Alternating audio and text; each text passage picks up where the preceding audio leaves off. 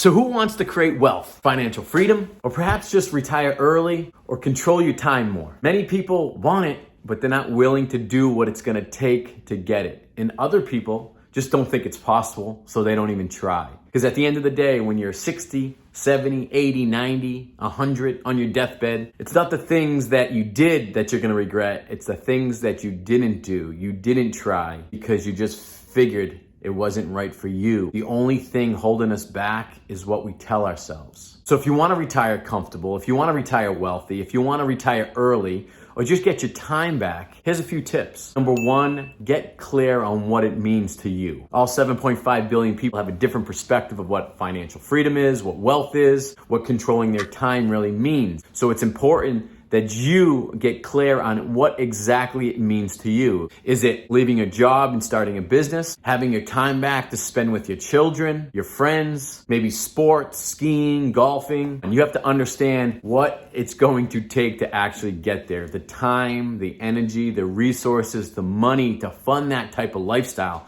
to fund that type of control, and to fund that type of freedom of your time. Number two, prioritize. Because I always say you can have anything, but you can't have everything. And sometimes things have to be sacrificed. Your time, your attention, your energy, your effort needs to be put in now so you could actually design and live the life that you want later. Number three, figure out a monetary value of each of those goals. So once you're clear, once you prioritize what's important to you and you figure out, okay, what's the monetary value?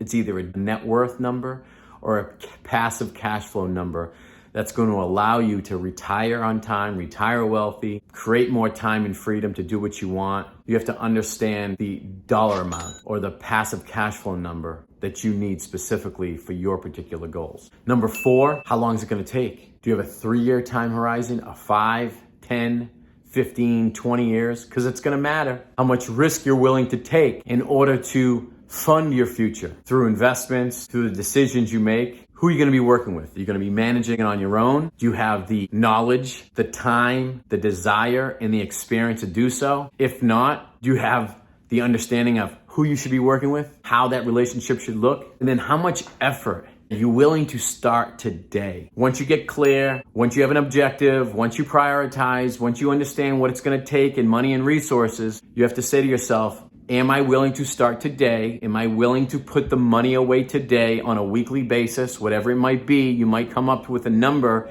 after doing all your research and analysis that you need to put in $100 a week or $500 a week or $2,000 a week. Then you have to ask yourself, are you willing to start today? Are you willing to sacrifice this cash to your savings and investments for your future? Are you willing to stay consistent or at least get around people that are going to hold you accountable so you could stay consistent? These are just some of the tips for you to start thinking about, how am I going to retire early? How am I going to take back control of my time? And how am I going to create real wealth in my life in all aspects?